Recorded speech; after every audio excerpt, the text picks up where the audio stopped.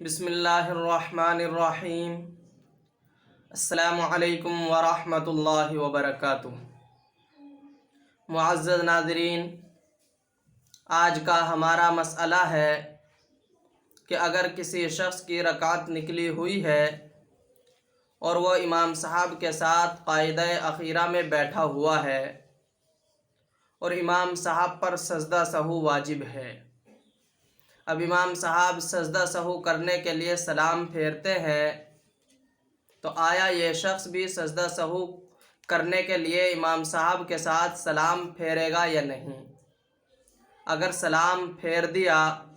تو کیا حکم ہوگا؟ تو جواب یہ ہے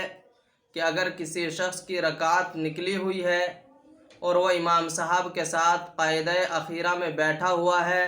امام صاحب سجدہ سہو کے لیے سلام پھیر رہے ہیں، تو سلام کے اندر اس کو امام کی اتباع نہیں کرنی ہے،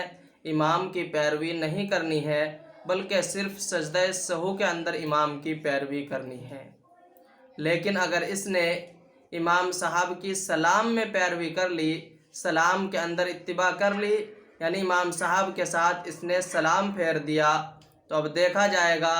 کہ اس نے یہ سلام جان بوجھ کر کے پھیرا ہے یا بھولے سے پھیرا ہے۔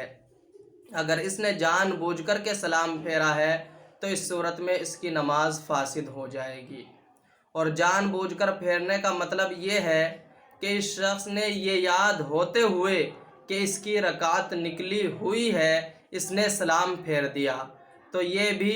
یاد ہونے میں اور جان بوجھ کر سلام پھیرنے ہی میں آتا ہے۔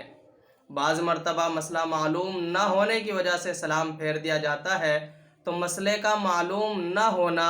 یہ بھول کے اندر داخل نہیں ہے۔ لہذا اگر کسی شخص نے امام کے سلام پھیرنے کے ساتھ سلام پھیرا یہ یاد ہوتے ہوئے کہ اس کی رکعت نکلی ہوئی ہے، تو اس صورت میں اس کی نماز فاسد ہو جائے گی، اس کو دوبارہ نماز پڑھنی پڑے گی۔ السلام علیکم ورحمۃ اللہ وبرکاتہ۔